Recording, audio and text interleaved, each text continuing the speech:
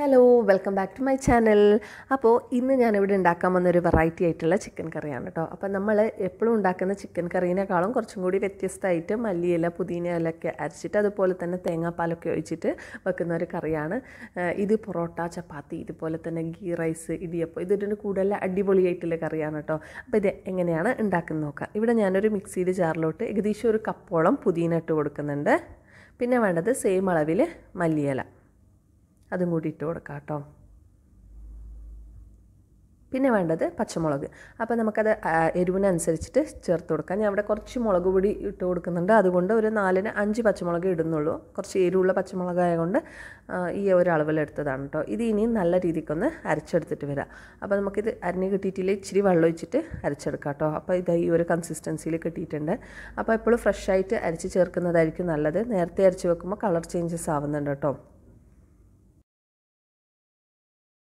ഇനി ഒരു പാത്രത്തിലോട്ട് 2-3 ടേബിൾ സ്പൂൺ വരെ വെളിച്ചെണ്ണ ഒഴിച്ച് കൊടുക്കാം. ഇത് ചൂടായി വരുമ്പോൾ 1/2 ടീസ്പൂണ് ചെറിയ ജീരകം ഇട്ട് കൊടുക്കാം. അതിനുശേഷം ഒരു 3 പട്ടയുടെ കഷ്ണം ഇട്ട് കൊടുക്കാം. പിന്നെ വേണ്ടത് കുറച്ച് കരിവേപ്പില. അതിനുശേഷം ഒരു വലിയ സവാള നീളത്തിലരിഞ്ഞത്, ചെറുതാണെങ്കിൽ 2 എടുക്കാം കേട്ടോ. ഇത് ഇനി നല്ല രീതിക്ക് ഒരു ഗോൾഡൻ ബ്രൗൺ ആവുന്ന വരെ നമുക്കൊന്ന് വരട്ടിയെടുക്കാം.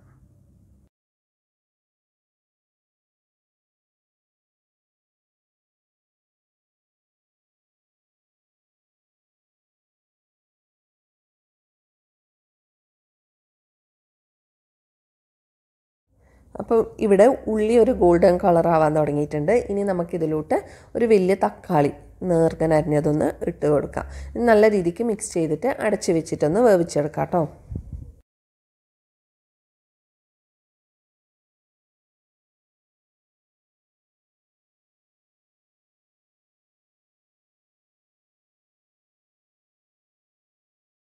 രണ്ടിന് 3 മിനിറ്റ് ഒന്ന് അടച്ച് വെച്ച് വേവിച്ചാൽ തക്കാളി നല്ല രീതിക്കൊന്ന് ഉടഞ്ഞ് കിട്ടും. അപ്പോൾ ഇവിടെ ഏകദേശം നല്ല രീതിക്ക് ഉടഞ്ഞ് കിട്ടിയിട്ടുണ്ട്. ഇനി നമുക്കിതിലോട്ട് ജിഞ്ചർ ഗാർലിക്ക് ചതച്ചതൊന്ന് ഇട്ട് കൊടുക്കാം. എന്നിട്ട് പച്ചമണം പോകുന്ന വരെ ഒന്ന് വരട്ടിയെടുക്കാം കേട്ടോ. അതിനുശേഷം നമുക്ക് മസാലപ്പൊടികൾ ചേർത്ത് കൊടുക്കാം.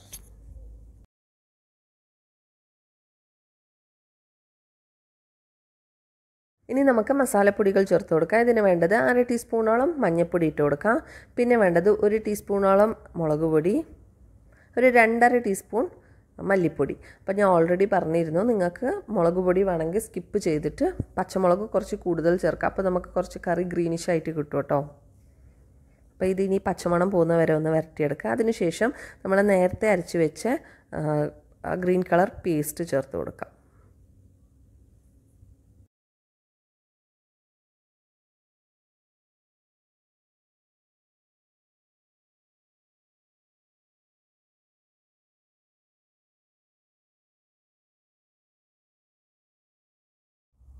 ഇനി 2 മിനിറ്റ് ഈ മസാല ഒന്ന് മിക്സ് ചെയ്തെടുക്കാം. അതിന് ശേഷം നമുക്ക് കഴുകി വെച്ച് ചിക്കൻ ചേർത്ത് കൊടുക്കാം. അപ്പോൾ ഇവിടെ ഏകദേശം ഒരു 1/2 കിലോ ചിക്കൻ എടുത്തിട്ടുണ്ട്. ഇനി ഇതിലോട്ട് ആവശ്യത്തിന് ഉപ്പിട്ട് കൊടുക്കാം. ഇനി ഏകദേശം ഒരു 1-2 മിനിറ്റോളം മീഡിയം ഫ്ലെയിമിൽ വെച്ചിട്ട് ഈ ചിക്കൻ നല്ല രീതിക്ക് ചിക്കനും മസാല എല്ലാം ഇവിടെ എത്തുന്ന രീതിക്കൊന്ന് മിക്സ് ചെയ്തെടുക്കാം.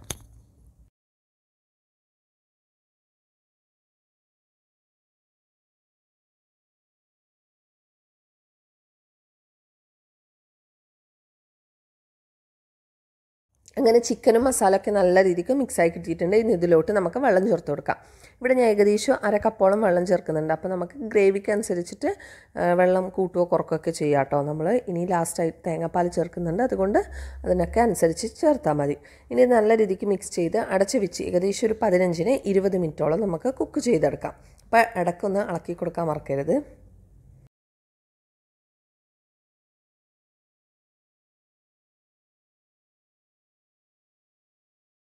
അപ്പോൾ ഏകദേശം ഒരു 20 മിനിറ്റ് ആയിട്ടുണ്ട്. ഇനി നമുക്കിത് തുറന്ന് നോക്കാം. അപ്പോൾ വെള്ളമൊക്കെ ഇച്ചിരി വറ്റിയിട്ട് നല്ല രീതിക്ക് ചിക്കൻ വെന്ത് കിട്ടിയിട്ടുണ്ട് കേട്ടോ. ഇനി ഇതിലോട്ട് നമുക്ക് തേങ്ങാപ്പാൽ ചേർത്ത് കൊടുക്കാം.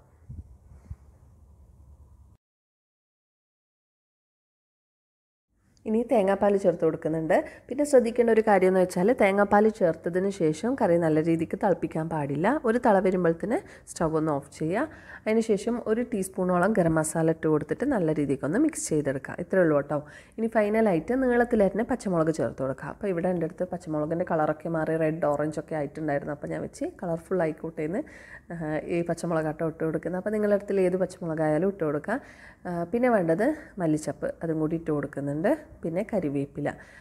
അപ്പം ഇനി അടച്ചു വെച്ചിട്ട് ഒരു 10 മിനിറ്റ് കഴിഞ്ഞ് തുറന്ന് നോക്കിയാൽ നല്ല കുറുകിയ കറി കിട്ടും കേട്ടോ. അപ്പം ഇത്രയുള്ള ഇന്നത്തെ വീഡിയോ എല്ലാവർക്കും ഇഷ്ടപ്പെട്ടെന്ന് വിശ്വസിക്കുന്നു. ഇഷ്ടപ്പെട്ടിട്ടുണ്ടെങ്കിൽ ഇന്നത്തെ പോലെ ലൈക്ക് ചെയ്യുക. ഇതുവരെ സബ്സ്ക്രൈബ് ചെയ്യാത്തവരൊന്ന് സബ്സ്ക്രൈബ് ചെയ്ത് സപ്പോർട്ട് ചെയ്യുക. അപ്പോൾ നമുക്ക് അടുത്ത വീഡിയോയിൽ കാണുന്നവരെ ബൈ.